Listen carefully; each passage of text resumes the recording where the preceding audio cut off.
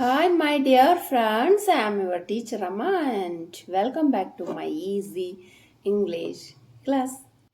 Today, today we are going to learn about simple future tense and future continuous tense. Let's go to the class. Simple future tense is used to describe actions that will happen in the future. ഭാവിയിൽ ഫ്യൂച്ചറിൽ സംഭവിക്കാൻ പോകുന്ന actions വിവരിക്കുന്ന tense ആണ് simple future tense. എന്നാൽ future continuous tense ആവട്ടെ is used to describe actions that will be progress at a specific time in the future. അതായത് ഭാവിയിൽ സംഭവിക്കാൻ പോകുന്ന പ്രവർത്തനങ്ങൾ ഒരു പ്രത്യേക സമയത്ത് സംഭവിക്കുന്നതായിരിക്കും. അപ്പോൾ നമ്മൾ ഉപയോഗിക്കുന്ന ടെൻസാണ് ഫ്യൂച്ചർ കണ്ടിന്യൂസ് ടെൻസ്. ഇനി ഇതിനെക്കുറിച്ച് വിശദമായി പഠിക്കാം. ഇതിൻ്റെ സ്ട്രക്ചറാണ് പരിചയപ്പെടുത്തുന്നത്. സബ്ജക്റ്റും വില്ലും ബേസ് വെർബും ആയിരിക്കും സിമ്പിൾ ഫ്യൂച്ചർ ടെൻസിൽ ഉണ്ടായിരിക്കുക. സബ്ജക്റ്റ് ആരാണ് ഇവിടെ? ഐ, ഷീ, ദേ. വില്ല് കൂടെ വരും. പിന്നെയോ ബേസ് വെർബും വരും. ഈറ്റ്, ട്രാവൽ, കോൾ യു എന്നൊക്കെ പറയുമ്പോൾ അത് ബേസ് വെർബും ആണ്. I will eat, she will travel, they will call U.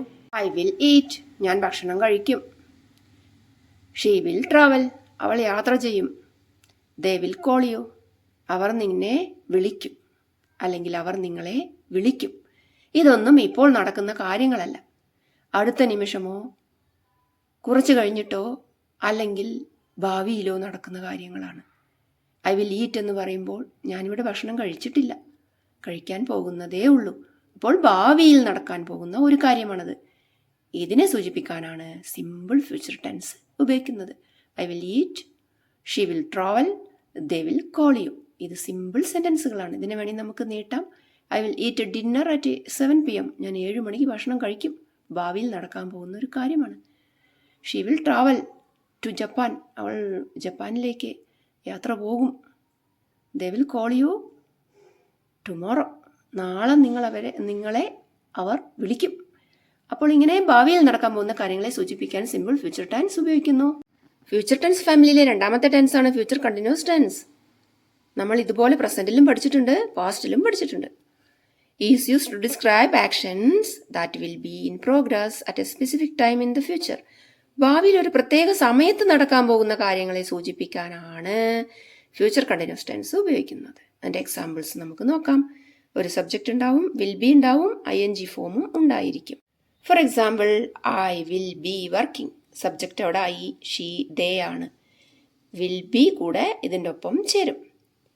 ഇവിടെ വില്ലാണ്, ഇവിടെ വിൽ ബിയും ഒരു ING ഫോമും കൂടി വരുന്നു. അത്രയേ ഉള്ളൂ മാറ്റം. അർത്ഥം പക്ഷേ വ്യത്യസ്തമാണ്. ഇവിടെ നോക്കൂ, ഐ വിൽ ഈറ്റ്, ഞാൻ ഭക്ഷണം കഴിക്കും എന്നാണ്. ഇവിടെ ഐ വിൽ ബി വർക്കിംഗ്. ഇതിൻ്റെ അർത്ഥം എന്താണ്? ഞാൻ ജോലി ചെയ്തു കൊണ്ടിരിക്കുകയായിരിക്കും, ഞാൻ പഠിക്കുകയായിരിക്കും, അല്ലെങ്കിൽ അവൾ പഠിക്കുകയായിരിക്കും, അവർ യാത്ര ചെയ്തുകൊണ്ടിരിക്കുകയായിരിക്കും. ആ ഒരു പ്രവൃത്തി കഴിഞ്ഞിട്ടുണ്ടാവില്ല, അത് തുടർന്നുകൊണ്ടേയിരിക്കും. എന്നാൽ ആ പ്രവൃത്തി ഭാവിയിലെ കാര്യമാണ്, ഇപ്പോൾ നടക്കുന്നതല്ല. ഐ വിൽ ബി വർക്കിംഗ്, ഞാൻ പണിയെടുത്തുകൊണ്ടിരിക്കുകയായിരിക്കും. അത് ചിലപ്പോൾ നാളെയാവാം. അതിൻ്റെ കൂടെ നമുക്ക് വേണമെങ്കിൽ സെൻറ്റൻസ് നീട്ടാം. ഷീ വിൽ ബി സ്റ്റഡിയിങ്, അവൾ പഠിക്കുകയായിരിക്കും. ദേ വിൽ ബി ട്രാവലിംഗ്, അവർ യാത്ര ചെയ്യുകയായിരിക്കും. ഇങ്ങനെ ഉപയോഗിക്കാനാണ് ഫ്യൂച്ചർ കണ്ടിന്യൂസ് ടെൻസ് നമ്മൾ ഉപയോഗിക്കുന്നത്. അപ്പോൾ കൂട്ടുകാർ, സിമ്പിൾ ഫ്യൂച്ചർ ടെൻസ് എന്താണെന്നതും ഫ്യൂച്ചർ കണ്ടിന്യൂസ് ടെൻസ് എന്താണെന്നതും ഗ്രാമർ നോട്ട് ബുക്കിൽ എഴുതി വയ്ക്കുമല്ലോ. Today I am going to talk about one of my favorite movie. I love watching movies in the theater. I love watching movies in the theater. Basigar is one of my favorite movie. Basigar is one of my favorite movie.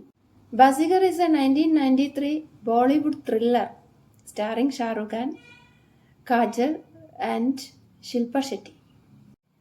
I'm a big fan of Shah Rukh Khan. I really like the movie Basigar and I enjoyed a lot. The music of Basigar, composed by Anu Malik, was very popular with songs like A Kali Kali a game. I watched this movie during my pre-degree studies. Dear friends, which movie do you like most? Please comment. Here I wind up my class, today's class. We will see you in the next class. Till then, bye bye.